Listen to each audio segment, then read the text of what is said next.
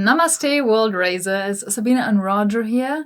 Let's watch Osho, There Is No Tomorrow. Our world yogi, the Indian, asked us to cover more of Osho, and we totally agree. We want to watch more. So this video is a specific request by Anand Vlogs. Yeah, looking forward to this.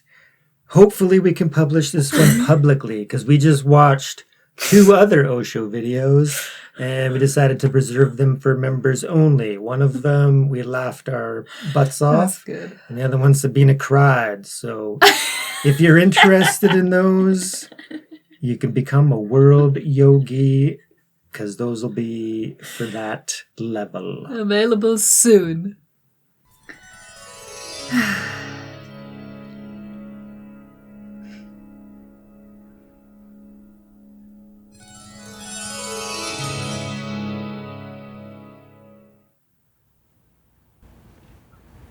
You have no philosophy of life? No philosophy of life. I have life itself. There are people who have philosophies of life, but they don't have any life.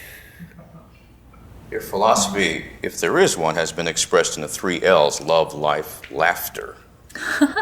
Is that a philosophy of life? No. Could you explain that? It is just a consequence of being silent and in tune with existence. Love arises in you. Life becomes abundant. Laughter for no reason. Just because this whole existence is so hilarious. This is not philosophy. This is the consequence of being silent. Is it to enjoy life and not worry about tomorrow? There is no tomorrow. If there is tomorrow, you cannot stop worrying about it. Tomorrow never comes. It is a process of worrying. Neither there is any yesterday. One is no more, one is not yet. All that is in our hands is the present moment, now, here. And this is a miraculous experience.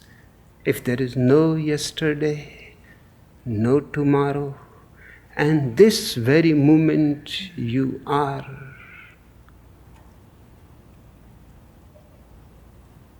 silent,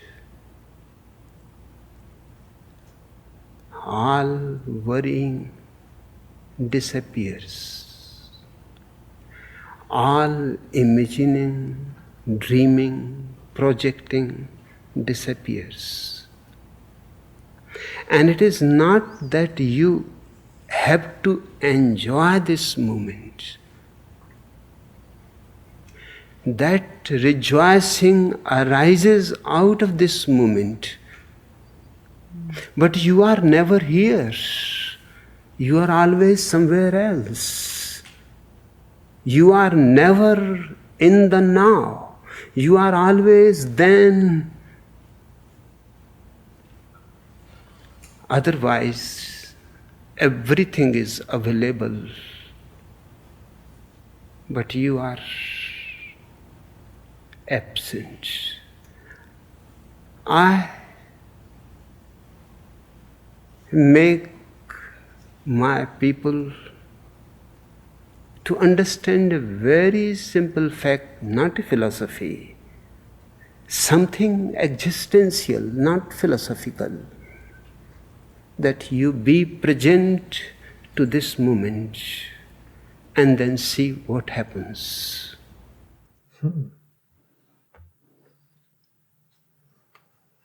Yay, a video we can use. Yeah, that was good. Very to the point with the present moment teachings that we all come across on the spiritual journey is about being in the now, the present moment.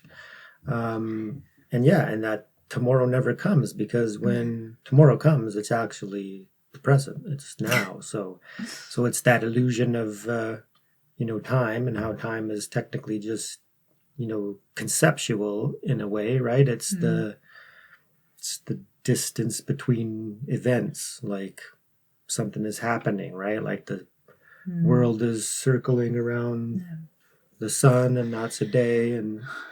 But anyways, yeah, it's about being here now. And I love how he's saying that it's not a philosophy, right? Because even philosophies are really all about, pointing to a truth, within, right? When you look at the ancient Greek philosophers and how they're, the core of their teachings was also, to look within, right? To thine own self be true, and on and on. So philosophies and spirituality in general are designed, to point within to that experiential reality, right?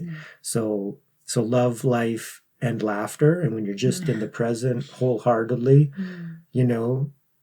like the innocence of a child, for example, then laughter arises for no reason, because there's nothing to stress about. There's no worries. There's no fear.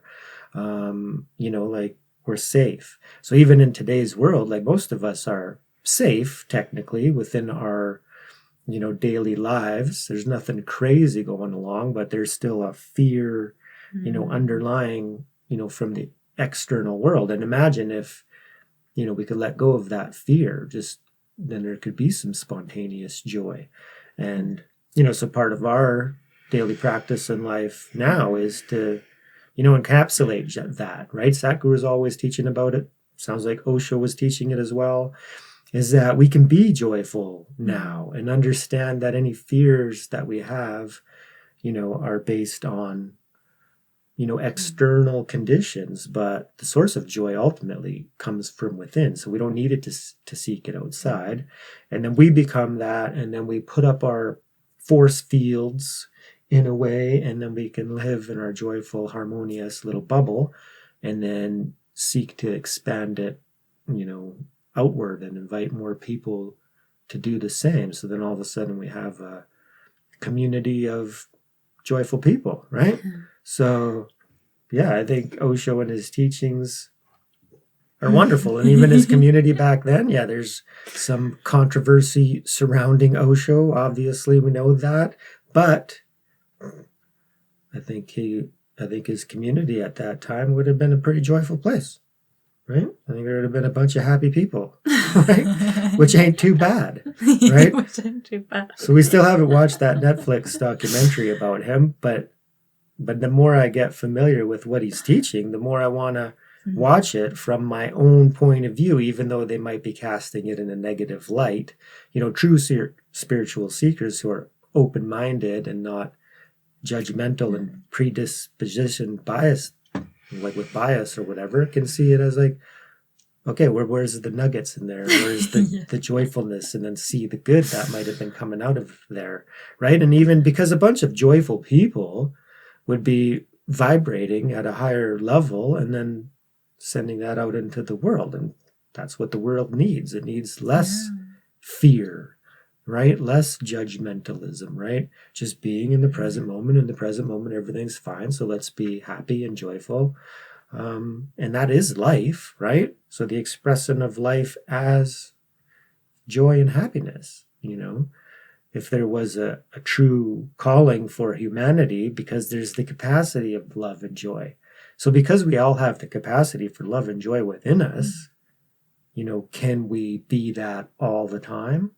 Beyond even just our circle of identity, our family members and our close friends? Can we be joyful and happy, like more unbounded? Like even seeing Osho interact with, reporters, doing interviews and stuff, he's not limited. And even though some of the reporters he'd be coming across would be more trying to expose him or whatever, but he embraces them as like, hey, okay, I'll share, It's about being in a state of joy and happiness. So let's be more of that. Yeah, he sure makes me joyful. Indeed. I do get a lot of out of his presence, even if it's just one sentence he says. It just resonates, yeah. And it's nobody's fault. It's we're all different, and at different times we connect to different teachers, and that's why we keep watching and covering him here, because we get joy out of watching watching his videos. Yeah, it is. He is how he is, and there's nothing wrong with that. Like, the one thing that we want to kind of dispel with our channel eventually is that we can watch more than one teacher and inspire others. That the main thing is to actually not judge any teachers, because we don't know. Like, until we're enlightened, we don't know like who's really realized, who's really teaching the truth. And anything you think that if you're judging one is just speculation, right? Like, you can have your teacher and that's great, but don't judge others for their teacher or even their teacher, because that's I don't know, I think that's a big no-no, in the sense that you're kind of blocking yourself, because everybody has their own path, everybody has their own journey, and we need to embrace all paths and all journeys.